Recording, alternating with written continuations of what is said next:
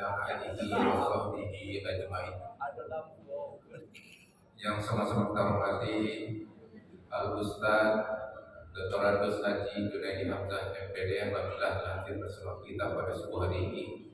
Yang sama-sama kita hormati Bapak Imam Khatib Bilal Karim Siddiq Barakah, yang sama-sama kita hormati Ketua DKM dan pengurus Tim Nasihat dan Pembina dan seterusnya kepada seluruh jamaah Masjid Al-Barakah yang insyaallah dimuliakan Allah Subhanahu wa taala. Dengan mengucapkan alhamdulillah rabbil alamin, kita bersyukur kepada Allah pada pagi ini kita dapat hadir di rumah Allah di dalam rangka melaksanakan salat subuh berjamaah pada hari ke-6 Ramadan ini. Salawat dan salam jangan kasar tercurah kepada junjungan kita Nabi besar Muhammad sallallahu alaihi wasallam. Allahumma shalli ala sayyidina Muhammad wa ala sayyidina Muhammad. Dengan senantiasa kita berselawat semoga kita mendapat syafaat yang akhir nanti. Bapak Ibu jemaah subuh yang dimuliakan Allah Subhanahu wa taala, pada hari ke-6 Ramadan ini kita akan diisi tausiah oleh Ustaz Dr. Andos Haji Junaidi Hamzah MPD kepada beliau waktu dan kami persilahkan.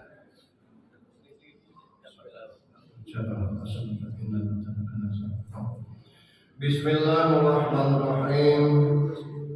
Assalamualaikum warahmatullahi wabarakatuh. Innal hamdalillah, alhamdulillahilladzi khalaqa syahrul ramadan syahrul mubarak wa fihi unzilal qur'an hudal linnas wa bayyinatin minal huda wal furqan. Ashhadu an la ilaha illallah wahdahu la syarika lah wa ashhadu anna Muhammadan abduhu wa rasuluh la nabiyya ba'd. Allahumma shalli wa sallim wa barik ala sayyidina Muhammadin wa ala alihi wa sahbihi ajma'in. Qala Allah ta'ala fi kitabihil karim, a'udzu billahi minasy syaithanir rajim. Bismillahirrahmanirrahim.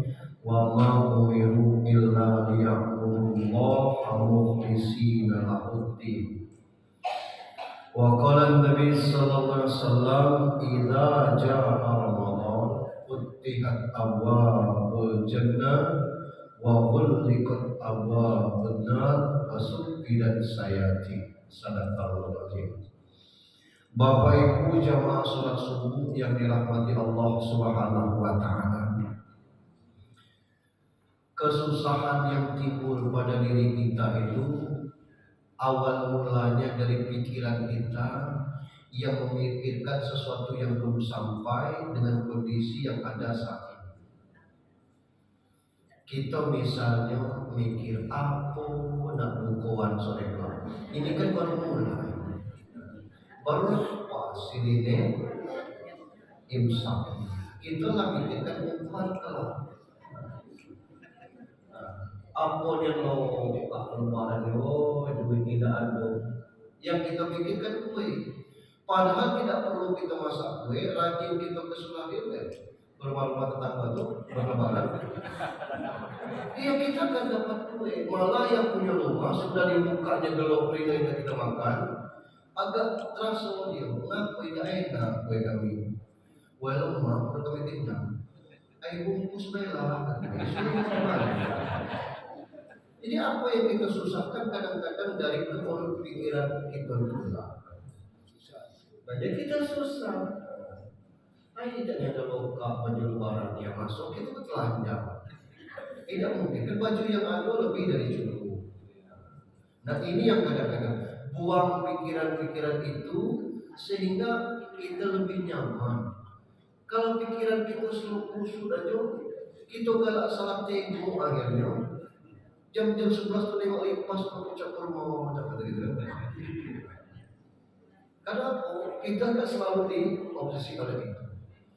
Padahal konsep hidup bahagia itu sederhana sekali. Yang pertama, punya harta tidak habis 7 keturunan, anak solehah, soleh-solehah, istri dengan kata tahan, sepanjang hidup sehat terus. Semua bahagia. Tapi yang model ini kata ibu-ibu kan halu, hayal. Nah, cara macam mana? Syukuri apa yang ada. Nikmati apa yang Allah berikan. Ini kan tidak terasa 24 hari lagi lebaran kita. Nah, iya, kita nikmati apa yang ada. Luar biasa. Banyak orang yang tidak puasa, bukan tidak bisa, kondisinya terbaring di rumah sakit, fisiknya merasa kuat puasanya, tidak puasa, dokternya ngomong jangan pak, belum bisa bapak puasa, tapi aku kuat. Bapak pilih puasa, nginap di sini lebih lama, atau balik tapi tidak puasa. Jangan, terserah bapak. Bapak tidak puasa, kita pulihkan dulu, nanti bapak lebih cepat pulang. Yalah, tidak jadi puasa. Padahal tidak di KCC itu memang juga tidak ada niat puasa. Ada orang yang puasa ini terpaksa pak, puasa caca alika, masak sendiri, makan sendiri, tidur sendiri. Ada yang puasa masuk sendiri juga. Jadi kita kalau kumpul anak bini luar biasa. Yang belum punya bini lagi ya bini lagi. Fabi ayni maka iman mana yang lagi yang kamu dustakan. Salam dan salawat untuk junjungan kita Nabi Muhammad sallallahu alaihi wasallam. Bapak Ibu yang saya hormati, menapaki hari kelima atau hari keenam puasa ini, kita mencoba mengkaji tentang makna setan dibelenggu ketika Ramadan. Hadis ini sahih Pak, muttafaqun alaih. Ada hadis yang diduga palsu itu seperti awal Ramadan rahmah, awsatuhu maghfirah, wa akhiruhu idkhul minannar. Itu diduga hadis palsu. 10 pertama Ramadan itu rahmat, 10 keduanya pengampunan, 10 ketiganya itu pembebasan dari api neraka. Kalau hadis ini sahih, 20 pertama itu tidak usah puasa, 10 terakhir yang penting tidak masuk neraka. Dia bukan berarti itu dari 1 sampai ke 30 itu ada rahmat, ada maghfirah, ada penbinan di situ. Ada lagi diduga hadis palsu ini karena tidak seperti itu redaksinya. Rasul tiba-tiba ngamin 3 kali. Amin, amin, amin. Ditanya oleh Jibril, oleh sahabat, "Gimana kemenangan jodoh dan baik?" Sahabat namanya begitu. Kenapa ngamin tiba-tiba Rasulullah? Pertama saya amin. Jibril berdoa jangan diterima pahala puasa anak yang durhaka kepada kedua orang tuanya. Bagus itu. Yang kedua jangan diterima pahala puasa istri yang durhaka kepada suaminya. Kini ini bukan istri yang durhaka, suaminya banyak juga yang durhaka kepada dirinya. Yang ketiga jangan diterima pahala puasa tetangga yang jahat kepada tetangganya. Maka muncullah konsep bermaaf-maafan sebelum puasa. Ini yang bikin dosa. Tidak boleh bermaaf-maafan sebelum puasa. Tidak boleh. Tidak boleh. Yang boleh itu maafnya. Jangan memaafkan itu. Maafkan ke mana? Yang kedua ya belum selesai. Yang kita kaji ini hadis an Abi Hurairah radhiyallahu anhu. Qala Nabi sallallahu alaihi wasallam, "Idza ja'a Ramadan, futihat abwabul jannah wa ghulqat abwabun nar wa sufidat sayat." Redaksi ada 2 hadis ini. Itu tadi dari Abu Hurairah, apabila datang Ramadan terbuka pintu surga, tertutup pintu neraka dan setan ikat. Hadis yang keduanya, "Idza kana awwalul lailati min syahri Ramadan, sufidat sayatin wa maradatul jinnah wa ghulqat abwabun nar falam yufattah minha babun wa futihat abwabul jannah falam yughlaq min al-Babul Ahmad wa Tirmizi. Apabila malam pertama bulan Ramadan itu tiba, setan-setan dan jin-jin paling durhaka dibelenggu, pintu neraka ditutup sehingga tidak ada satupun yang terbuka, pintu surga dibuka sehingga tidak satupun yang tertutup. Itu hadisnya dua redaksi itu. Yang pertama tadi Bukhari Muslim, yang hadis yang agak panjang Ahmad wa Tirmizi. Nah, penjelasan tentang hadis ini kita ambil dari Syekh Muhammad Shalih Al-Munajjid. Beliau mengatakan bahwa dibukanya pintu-pintu surga di bulan Ramadan, ditutupnya pintu-pintu neraka dan dibelenggunya setan itu benar. Makna hadis ini dibawa kepada makna hakikatnya, yaitu sesuai dengan zahir hadis tersebut, yakni surga benar-benar dibuka di bulan Ramadan, pintu neraka ditutup dan setan-setan dibelenggu. Jadi pada dasarnya sebuah pembicaraan itu dibawa kepada makna yang zahir dan hakiki sampai ada dalil yang memalingkan dari makna zahirnya. Sementara ini hadis ini tidak ada yang berani membantahnya. Zahirnya begitu. Jadi macam mana memaknainya? Ya memang betul, dua surga dibuka, dua neraka ditutup.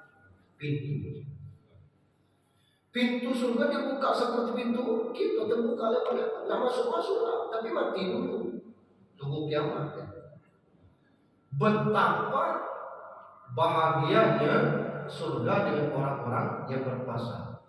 Sampai ada satu khusus pintunya bab perwaian. Neraka pun begitu, ditutup jangan. Ngintip aja jangan, pintu ditutup. Kenapa? Pahit neraka. Nah, setan dibelenggu. Zahirnya model itu dan belum ada hadis yang membantah tentang itu. Jadi kita percaya dengan hal yang sebenarnya dan Nabi. Dan ini kata Shalih Munajjid.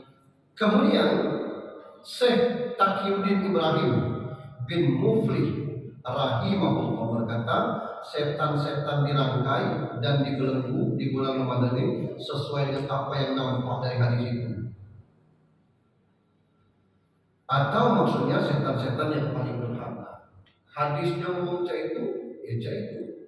Hakim Ibnu Hibban dan para ahli ilmu yang lainnya menegaskan semacam ini. Tidak berarti keburukan sama sekali tidak ada, tapi paling tidak minimalisir dari bulan-bulan sebelumnya. Ada yang lewat anak Imam Abu Hanafi, Imam Ahmad, namanya Abdullah. Dia nanya, ya bahasa kita.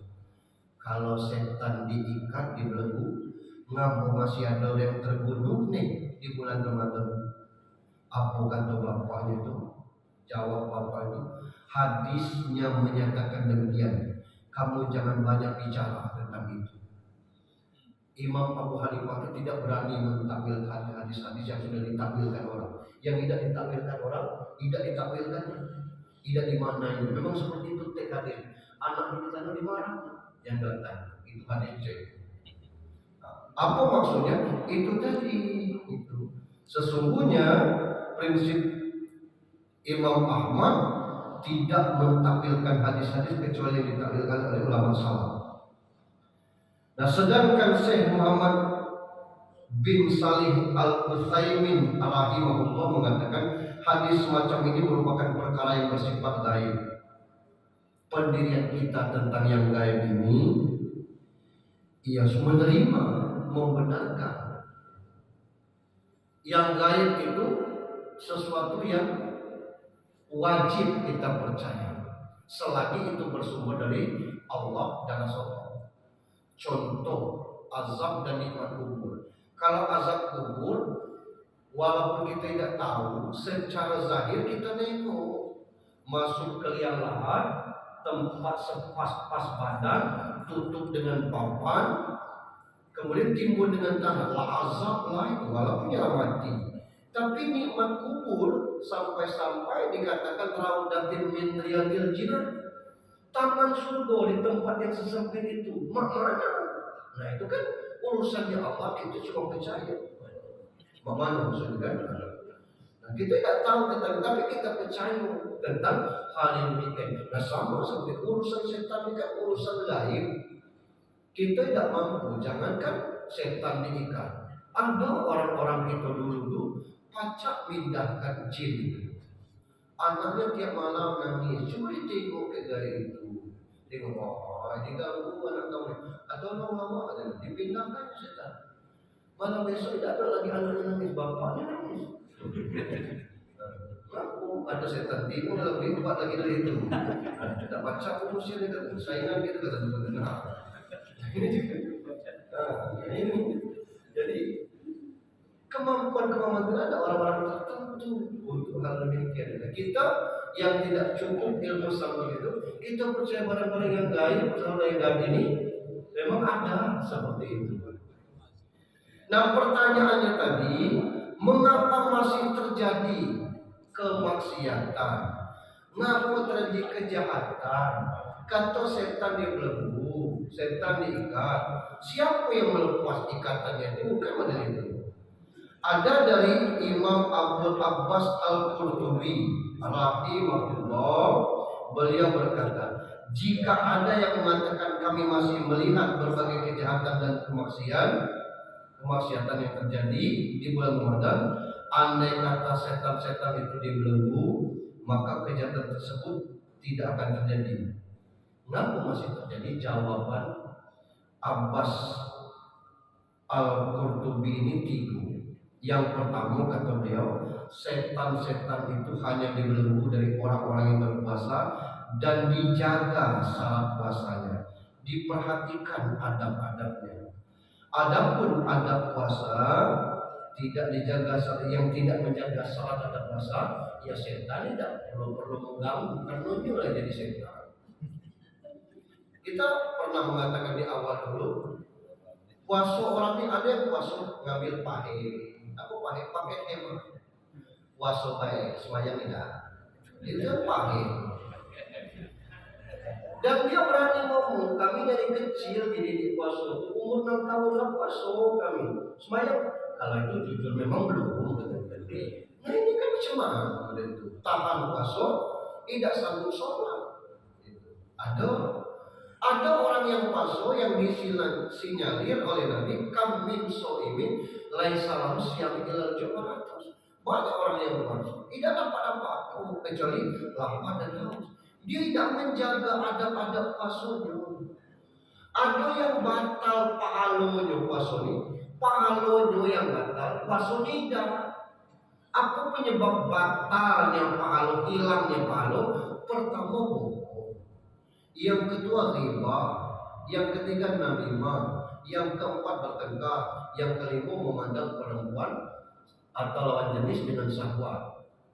Mungkin riba tidak Pak Ustaz, tapi riba di grup, riba cukup itu. Macam mana kalau kita ajukan itu calon wali kota, rusak kata kawan. Dan itu pula kita panjang untuk urusin itu. Ini riba di grup itu. Ada yang namimah menceritakan keburukan orang. Orang sibuk tiap setengah jam datang paket. Nah kita tidak tahan hati nengok itu. Mulai apa? Dia tahu. Lah siapa tahunya bisnis. Biarlah mendak pesan dulu. Kita sibuk mulailah. Karuan kamu dia ambil maksiat. Idam tahu mungkin pesan paket. Woi tak perlu penghijau, katanya aku ni tetangga baik. Woi hijau-hijau belum, woi kerja orang. Katanya beli bom panik tu, mati tu. Nah ini kadang-kadang gitu. Bertengkar, ribut. Nah yang memandang perempuan dengan sanggup, jangan dipandang. Tak mungkinlah kita ke pasar ni sayuran dan sebagainya. Kita ngomong, bersiul dulu. Salah-salah tengok pengayam, nama pengayam. Jangan ditengok itu, pindah ke tempat yang lain. Itulah kita tengok dan ayam, kita tengok dulu. Ada orang yang ditakjil berpakaian ketat seksi, tidak mungkin. Lalu balik ganti kain. Nah, gitu ya harus sadar itu. Nah ini karena kita ini bukan orang yang Islam semua. Nah begitu juga kita menjaga adab-adab puasa kita boleh menegur, tapi dengan cara akhir. Itu kadang-kadang kan setan iblis ini lebih menguasai kita daripada kita menguasai diri kita sendiri. Memang kita lemah nengonya, lanang, sehat, kuat, umur seumur sayur sekali. Kita lagi puasa, sangat rokok.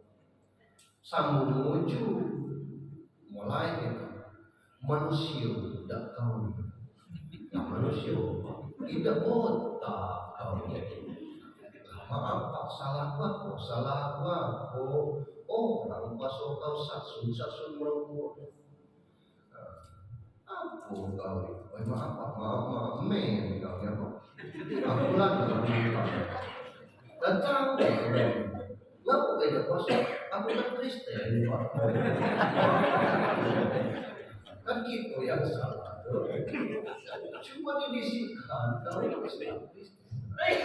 Jangan sini kami besok. Nah ini kan kita jadi kan malu deh model-model itu. Tidak baca. Ini aku tidak menjaga adab puasa. Dan puasa ini kan pengendalian diri. Kalau tidak makan tidak minum untuk orang nggak operasi itu disuruh jangan dulu makan jangan dulu puasa ya. Kalau kita operasi, apa ada pahala kalau Allah bisa? Dia tak puasa. Harus seperti nah kita ini bukan sekedar tapi bagaimana menjaga adab. Kalau orang yang tidak bisa menjaga adab itu yang diposisikan. Yang kedua kata Al-Qurtubi tadi, andai kata kita terima bahwa setan-setan itu dibelenggu dari semua orang berpuasa, namun hal itu tidak berkonsekuensi bahwa yang dibelenggu itu setan-setan itu lalu tidak ada terjadi. Kita kecil lah setan yang belenggu, baru diikat. Yang kecil yang besar yang gue bodoh diikat dalam merau-rau misalnya. Nah hal ini karena keburukan itu bisa terjadi karena beberapa sebab. Antara lain di luar faktor setan itu jiwa yang buruk, kebiasaan yang lemah, dan setan-setan manusia. Minal jinnati wan nas. Maaf, orang pekerja kasar, mohon maaf ini, di terminal, di kuli-kuli pelabuhan, walaupun puasa, mencarut itu masih nyebut barang dewek, barang orang, sambil puasa, tidak puasa. Tapi ujung itu jauh gitu. Nah anak-anak sekarang yang sering saya jumpa kayak gitu, kadang-kadang lah kuliah, lah masuk mahasiswa PPR, di depan murid-muridnya manggil, sudah tugas banting. Anak PPR mahasiswa praktek di kelas 1 SMP di Kota Bengkulu, di pinggir pagar, menggeleng orang depan rumah. Kamu ini mahasiswa prakteknya jadi guru, masuk manggil kawan anjing, kamu apa? Ya tidak ada masalah, kami tidak masalah, kami dengar di daerah. Anak SMP manggil kawan anjing itu kan anjing. Yang ngomong pulau, ngapa anjing? Coba dikit. Dasar anjing model ini. Ini kan tabiat yang buruk, perangai yang buruk. Nah jangan salahkan setan. Nah kita ya sudah mewakili setan. Yang mana model ini? Puasa ini seperti itu tidak menghilangkan tabiat buruk itu. Sering kita beli 20, nampak di atasnya besar-besar. Begitu sendok, kecil-kecil di bawah. Iya kalau disengaja itu artinya berdosa penipuan itu tuh. Tapi kalau dia ngomong ini campuran bu, harganya 8.000. Kalau ini sudah diayak, dipilih memang besar-besar, ibu tidak akan kecewa. Tapi harganya 10.000. Orang lebih senang lihat seperti itu. Ini kita memang besar-besar, manis memang manis. Tapi penting sudah ini di bawah itu kan pas kita buka kasih nama. Nah itu kadang-kadang. Nah ini tabiatnya seperti itu.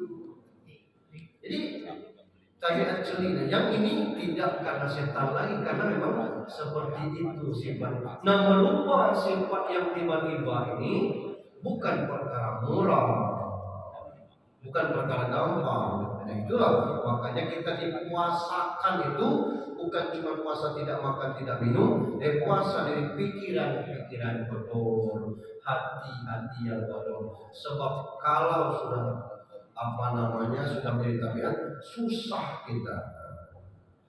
Nah, macam mana caranya? Itulah harus kita jago syarat-syarat puasa, rukun-rukun puasa itu. Bagaimana kita berpuasa, tapi jangan terlalu lebay. Ada orang makan buka kita suruh tutup, boleh disuruh tutup, tapi kalkulasikan berapa penghasilan itu per hari. Ya dikit sekitar 300. Nah 300.000 itu saya akan sumbangkan selama 30 hari. Ibu tutup, boleh. Ini nyuruh orang tutup, ya usahanya cuma itulah. Anaknya 9. Nah ini kita kadang-kadang seperti itu juga salah. Nah, maka bijak kita tuh bukan hanya kepada Allah, tapi kita juga kepada Rasul. Yang ketiga, kata Al-Qurtubi, hadis ini memberitakan tentang setan yang menjadi pentolan-pentolan yang paling durhaka. Sedangkan setan yang tidak termasuk kategori tadi tidak dibelenggu, artinya keburukan terjadi minimal. Hal ini terjadi di bulan Ramadan karena keburukan dan perbuatan keji yang terjadi di bulan Ramadan itu lebih sedikit dibanding bulan-bulan yang lainnya. Bukan tidak ada. Kemarin di Ponlini ada masyarakat Kabupaten Titik menangkap anak yang lagi SMA.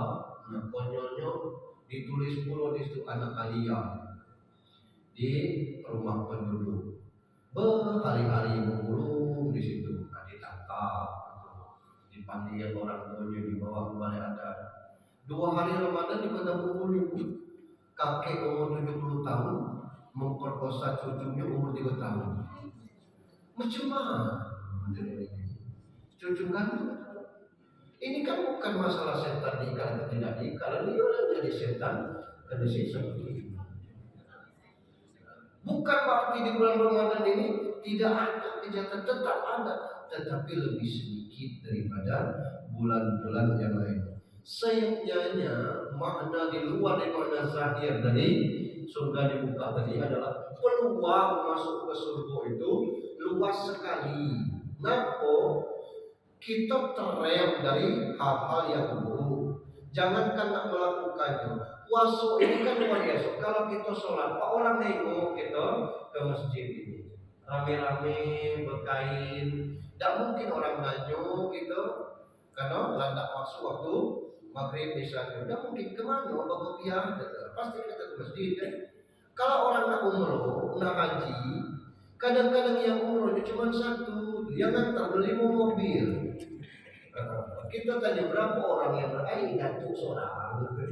Dan umur dan memang kan, ya kan pakai mobil. Tapi puasa siapa yang tahu? Kita tuh lah yang tahu dengan Allah. Istri kita kalau kita nak pura-pura puasa tidak tahu dia. Tapi itu kita jago. Waktu SMA dulu kita ingat kadang-kadang kan ancaman tuh ya Allah dari kawan sebangku. Aku ulang tahun kita rumah sholat. Puasa itu urusan kau. Kalau enggak siang ini. Nah, yang belakang itu ngomong dulu, enggak ada. Mulai kita mencari dah. Macam mana? Ya malam kelab macam mana? Aku tidak nak malam, tidak siang. Kau masuk kosong. Jadi, ya kita mencari dulu. Lah mencari tidak ada, ini maknanya nyesal kita semua itu. Nah baliklah pura-pura puasa lagi. Aku yang model-model ini tidak ada gunanya. Nah, apa susahnya kita nunggu seteguk air? Kalau kita berwudu itu tidak semuanya air itu air media air. Ada yang dari air sumur bor. Air sumur bor itu apa bedanya dengan air mata gunungan? Sama air dari sumber mata air dialirkan ke tekmon, alurkan ke keran. Boleh kita minum. Sama dengan air gunungan. Apa kita ini tidak? Karena itu tadi terrem dari hal-hal ini. Di sisi lain terus memotivasi diri kita untuk berbuat baik. Saya katakan bahwa tidak boleh ada mustaqafin itu baik di bulan Ramadan atau di luar Ramadan. Apa mustaqafin? Peminta-minta itu tidak boleh sebenarnya. Tapi di bulan puasa makin banyak. Kenapa makin banyak? hati kita dengan sendirinya terulurkan untuk ngasih kepada orang-orang yang meminta-minta. Kita mungkin tidak terdaftar di daftar pembawa takjil, tapi tidak dilarang ngasih takjil karena terdorong dengan sendirinya untuk hal demikian. Kita sedekah paling seminggu sekali untuk yang lanang-lanang, yang ibu-ibunya selama bulan Ramadan tiap malam itu. Dan kita siapkan untuk itu walaupun cuma 2.000, 5.000. 5.000 bayar kalau kali 30 malam itu kan cuma 150, lebih kecil daripada sumbangan caleg yang 200 per kepala. Nah ini kalau itu kan tidak sadar. Ini kan luar biasa dari Ramadan. Tapi bukan berarti tidak ada kejahatan sama sekali. Kejahatan yang timbul di luar daripada itu lebih jangan kita salahkan lagi setannya, salahkan diri kita yang belum. Berapa banyak orang-orang ternyata di Jepang itu Pak, kata orang, aku belum pernah ke situ. Kelas 1 sampai kelas 3 itu belum diajarkan matematika. Pelajarannya masih tentang adab dan attitude. Sehingga muncullah adab Jepang itu sangat terhormat. Kalau dia antri tidak cak gitu. Orang tua di depan sangat motor. Nak kemana? Kau tidak nengok gaya tadi. Kau cekai. Lah kemudian pendalaman seperti ini. Nah, itu dia tangan itu. Ini kondisi kita. Di Jepang tidak ada orang Indonesia main ke Jepang. Ya biasa, kalau di Indonesia kan kita ini bebas menurut kita nih. Sangat merokok, isapan terakhir, dihembuskannya seiring dengan dia. Katanya untuk rokoknya oleh orang Jepang yang nengok itu diambilnya untuk rokok, dimatikannya di aspal, dilap di aspal, dibasahkannya tisu untuk rokok itu, taruh di tisu basah, dimasukkannya ke dalam tong sampah. Sudah itu dia datang ke saya, arigatou, tidak dimarahnya, terdiam orang Indonesia dari kondisi seperti itu. Ternyata kita ini tidak butuh ceramah lebih banyak, tapi butuh tuntunan yang lebih banyak. Memang harus diajarkan dari kecil. Nah yang kita ini terlalu tinggi belajarnya. Dari TK sudah diajarkan begitu, sampai perguruan tinggi masih gitu-gitu. Itulah hasilnya juga kita bisa berpuas diri cukup. Belum selesai dengan KPU lah dapat menang 5,7%. Karena kita memang matematika jago tentang itu belum hasilnya. Ada kisah lah film-film kayak Shinchan itu laris di Indonesia karena kita memang menjadi itu. Ada kisah, mohon maaf ini saya dapatkan di TikTok. Ini kan pelajaran bagi kita. Seorang ibu ngomong dengan siswanya, anak-anak, ada bebek 5 dikali, ditembak 1, tinggal berapa? Coba si Alif, mohon maaf ya namanya Alif. Kata Alif, tidak ada sisanya. Kenapa? 1 mati, yang keempat itu kaget, dia terbang. Saya suka jawaban kamu, tapi bukan itu jawabannya. Ini Alif mengajukan 10 pertanyaan. Bu guru, balik saya yang tanya, boleh kata gurunya. Ada 3 perempuan dikasih es krim, yang 1 dia makan digigit-gigit, yang kedua dia makan dikunyah-kunyah, yang 1 dijilat-jilat. Yang mana yang sudah menikah Bu? Dijawab Ibu, yang minumnya dijilat-jilat. Saya suka jawaban Ibu, cuman bukan itu jawaban. Yang sudah menikah yang pakai cincin kawin Bu. Diam dulu. Mas anak TK pacar muda ini jawaban itu. Adab itu tuh tidak diajarkan tentang hal demikian. Nah ini bulan Ramadan jadi tidak ada beban. Orang itu misalnya kan merokok, ngomong kotor itu, saat sudah pokok minta tidak ada di kita nih. Nah yang model ini jangan lagi kita salahkan setan karena kita sudah mengambil alih peran setan terhadap ini penjelasannya.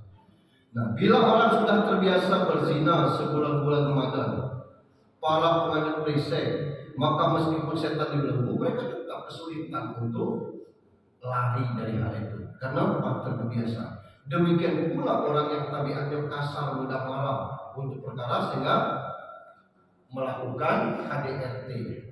Nah, suami yang misalnya pemarah tipenya itu salah dikit bukan memperbaiki kesalahan itu. Ya namanya ibu bulan puasa, aduh baik.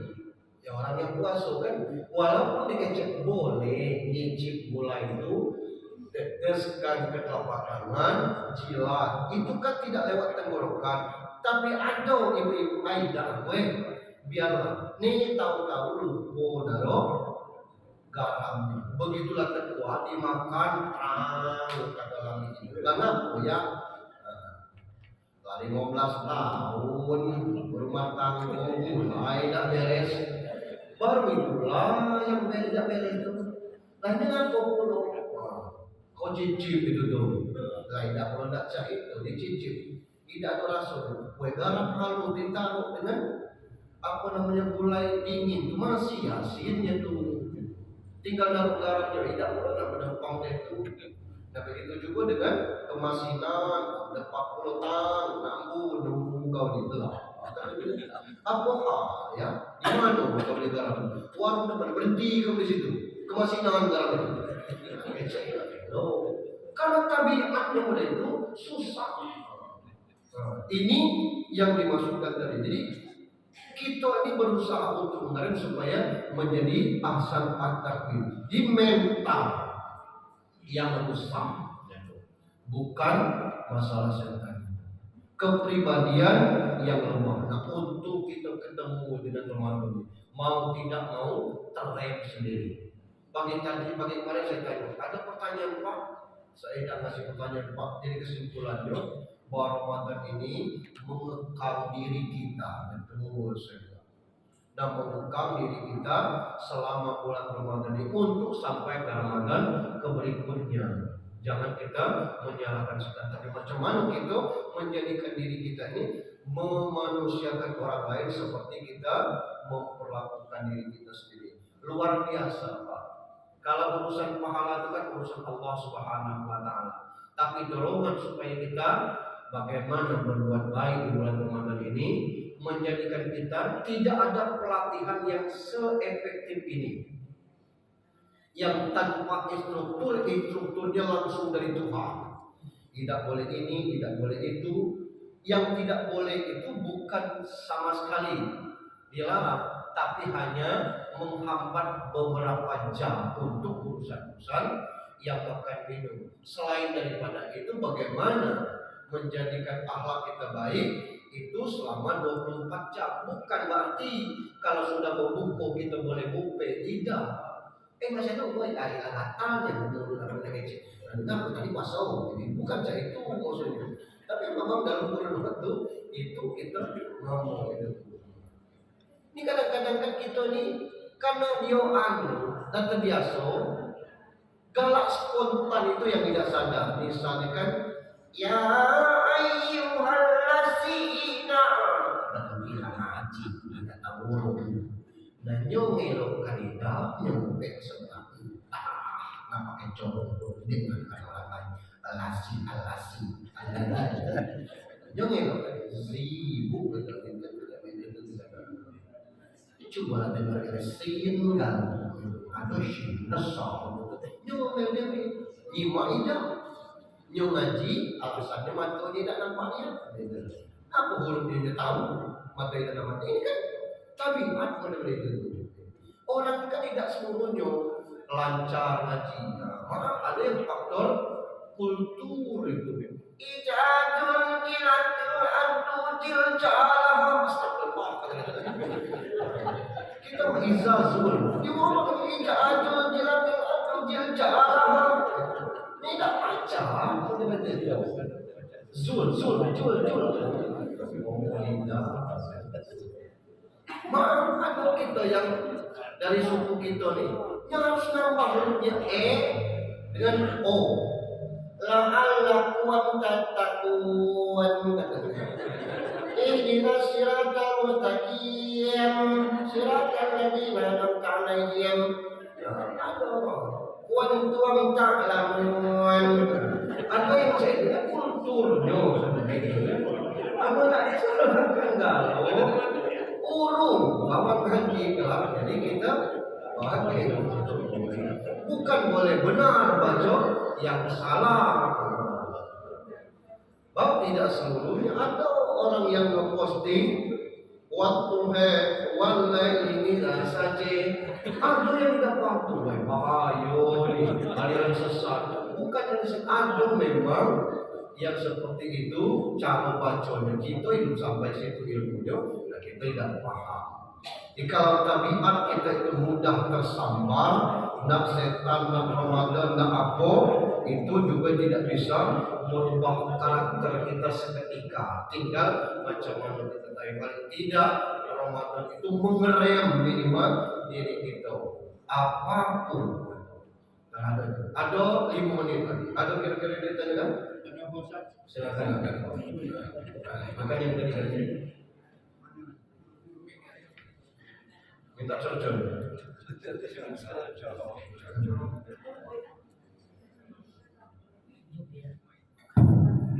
Assalamualaikum warahmatullahi wabarakatuh. Waalaikumsalam. Ini mendapat ceramah dari Pak Ustadz tentang masalah setan-setan jika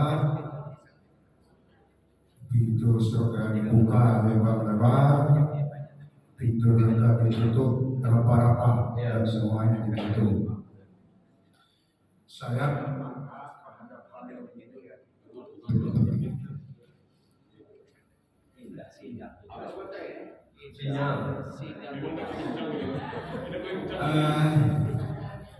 mungkin begini, dalam bulan suci Ramadan ini Allah memberikan berlipat-lipat ganda kebaikan kepada orang yang memang berbuat baik itu menurut Islam.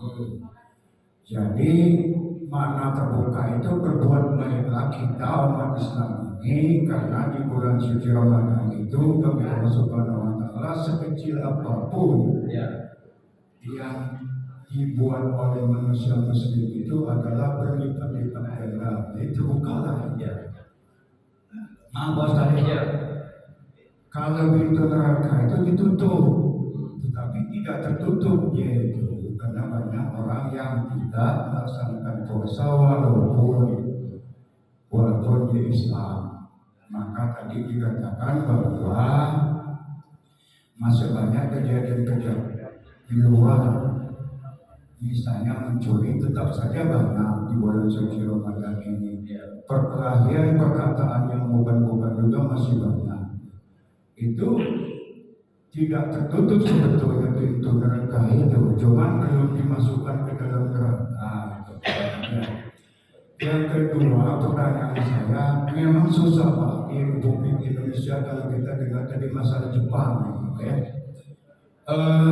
ini dari atasnya, dari pemimpin paling atas. Seharusnya ada menteri yang paling bagus untuk menteri pendidikan saja, gitu Pak, satu menteri itu ada orang yang paling bagus, tetapi oleh presiden karena prerogatif presiden, maka menunjuk apa yang diinginkan oleh presiden, sehingga penerapan dan implementasi daripada pemikiran menteri beda lagi. Itu penyebabnya. Jadi kata kuliah kita dahulu, the right man and the right place itu tidak diterapkan. Yang seharusnya ini ditunjuknya itu. Karena apa? Kita tidak tahu, mungkin motif-motif yang lain. Nah, bagaimana penjelasan Pak Ustadz hal-hal ini? Terima kasih. Mohon maaf, berasuh Ramadan. Mudah-mudahan ini menjadi amal ibadah kita semua. Assalamualaikum warahmatullahi wabarakatuh. Waalaikumsalam warahmatullahi wabarakatuh. Balik kepada tema tadi, kata Salih Munajjid, teksnya seperti itu kita meyakini. Tetapi tambahan dari Muncul tadi mengatakan bahwa di luar dari makna zahir itu kan mengingat pintunya terbuka nih, apa bentuknya. Di luar makna zahir itu tadi maksudnya membuka pintu surga itu terbuka, peluang kita masuk ke surga itu seluas-luasnya. Sholat subuh tadi 70 kali lipat pahalanya dibanding di luar Ramadan. 5 sholat itu. Tapi masih kira 15 bayar. Sholat wajib kita itu 70 kali lipat. Sholat sunat kita itu sama dengan sholat wajib. Nah yang aneh kadang-kadang ini sering dibahas ini, sudah isya yang cari sandaran untuk tempat nyandar. Tarawih kalau sanggup 11 dengan witir. Sementara isya tadi muakkad lebih tinggi pahalanya daripada 8 rakaat sholat witir tadi. Tapi kan kita tidak baca maksud orang itu. Jadi peluang-peluang ini luar biasa. Begitu juga dengan Abdalus Sedekah, sedekah fi Ramadan. Sebaik-baik sedekah itu sedekah bulan-bulan. Saking baiknya sekali kita ngasih takjil 10 orang memakannya, maka 10 puasa orang itu pahala yang mengalir kepada kita, tidak mengurangi pahala yang bersangkutan. Begitu juga kejahatan. Tetap dinilai 1, maling dosanya 1. Sementara yang pahala tadi 70 kali lipat. Sedikit baik, maka walaupun ada kejahatan itu juga cuma kita nyuruh tegala, kata kita bulan puasa masih itu tegala, itu juga bagian daripada doa kita kepada orang lain. Karena kita kesal masih bulan Ramadan masih juga itu. Ini yang kita kecewakan, masih dukung itu, masih dukung dan sembahyang kebiro lagi, kata kita kan amal itu.